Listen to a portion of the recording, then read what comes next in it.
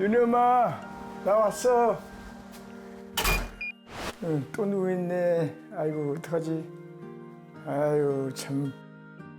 아이고 왜 이렇게 아픈지 모르겠어. 또 누워있네. 아이고 참 어떡하냐. 걱정스러운 마음으로 다리를 연신 주무르는데요. 밥 먹었어? 응? 밥 먹었냐고. 떡을 좀 먹었지. 그 안 좋은데 먹지 말지 그. 네, 전혜수 씨 남편 되는 김동수입니다. 안타깝죠. 안쓰럽고 평소도 많이 아파합니다. 몸이 많이 불편하고 참 남편으로서 참 속이 상합니다. 가장 빛나던 시절에 만나 가족을 꾸리고 황혼기에 접어든 부부. 남편은 그저 하루빨리 아내가 건강을 되찾길 바랄 뿐이라는데요. 집사람이 늘 몸이 안 좋아가지고 살이 서서 쪄지면 그냥 가면 갈수록 그 점수 없이 살이 쪄가지고 본인의 말을 얼마나 더 그러겠습니까?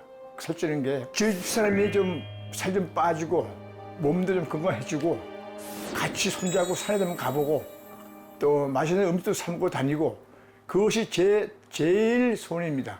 더 이상은 안 바랍니다. 하루에 한 끼 식사와 매일 운동을 하지만 살이 빠지지 않는다는 전혜숙 씨. 그녀가 살이 빠지지 않는 원인을 알아보기 위해 다양한 검사를 진행해봤습니다. 먼저 현재 건강 상태 결과 체중, 복부 지방률, 허리둘레 모두 비만으로 관리가 시급한 상황이었습니다. 평소에 식사는 어떻게 하고 계십니까? 도저히 제가 못 참는 게 뭘 못 참느냐면은 그 떡하고 과일 그런 거를 못 참겠더라고요. 바로 그 부분에서 식단에 문제가 있는 것으로 판단됩니다. 뭐냐면은 혈액 검사에서 당화혈색소 수치는 5.8, 저희가 5.6 이상이면은 당뇨 전 단계라고 이야기하니까 지금 당뇨 전 단계 상태로 판정이 됩니다. 탄수화물 섭취와 혈당 수치는 어떤 연관이 있는 걸까요? 탄수화물을 지속적으로 먹게 되면 혈당이 급하게 올라가고요. 이 높아진 혈당을 낮추기 위해서 췌장에서는 인슐린을 급하게 분비하게 됩니다. 그럼 혈당이 또 빠르게 떨어지는데요. 이렇게 혈당이 빨리 올랐다가 빨리 떨어지는 현상을 혈당 스파이크라고 합니다. 이런 혈당 스파이크가 자주 반복되다 보면 우리 몸이 더 이상 인슐린에 반응하지 않는 인슐린 저항성이 생기게 되고요. 그렇게 되면 내장 지방이 더 늘어나서 비만이 발생하게 됩니다. 또 비만은 당뇨를 부릅니다. 건강보험심사평가원 자료에 따르면 당뇨병 환자 중 절반을 훌쩍 뛰어넘는 76.7%가 과체중인 것으로 나타났습니다. 그렇다면 전혜숙 씨가 살이 빠지지 않는 진짜 원인은 무엇일까요? 그리고 장내 미생물 검사를 해봤는데 제가 검사를 하면서 생전 처음 보는 수치가 나왔습니다. 유익균 중에 대표적인 유산균 수치가 한국인 평균의 불과 5분의 1밖에 되지 않았어요. 한국인 평균의 불과 5분의 1밖에 되지 않았어요.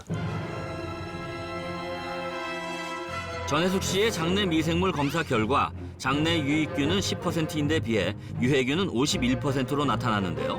무엇을 의미하는 걸까요? 유해균의 비율이 높으면 비만도 옵니다. 그래서 몸에 유익균과 유해균의 비율을 좋게 바꿔주는 것이 비만을 해결하는 중요한 요소가 되는 건데요. 장내 유해균의 비율이 높으면 같은 양의 음식을 섭취했을 때 훨씬 많은 칼로리가 체내에 흡수돼서 유해균이 증가합니다. 즉 살이 쉽게 찌는 체질로 바뀌는 거죠. 그래서 장 속에 과도한 유해균으로 인해서 살이 빠지지 않고 과체중이 생기는 겁니다. 장내 미생물을 관리해야 하는 이유는 또 있습니다. 네, 비만은 비만 자체도 문제지만 여러 가지 합병증과 관련이 있습니다. 고혈압과 당뇨병, 고지혈증 등 최근에는 암과 이 치매도 비만일수록 더 많이 생기는 것으로 밝혀졌습니다. 하지만 문제는 아무리 살을 빼려고 노력해도 얼마 지나지 않아 살이 다시 찐다는 건데요. 이런 요요 현상은 왜 오는 걸까요? 요요 현상은 우리 몸이 비만을 기억하고 있기 때문에 발생하게 됩니다.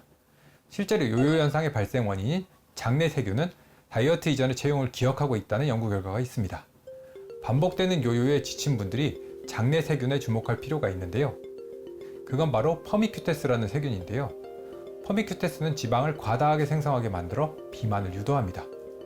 이처럼 장내 환경이 다이어트에 미치는 영향이 큰 만큼 살을 빼려면 장 건강부터 챙기는 것이 중요하겠습니다.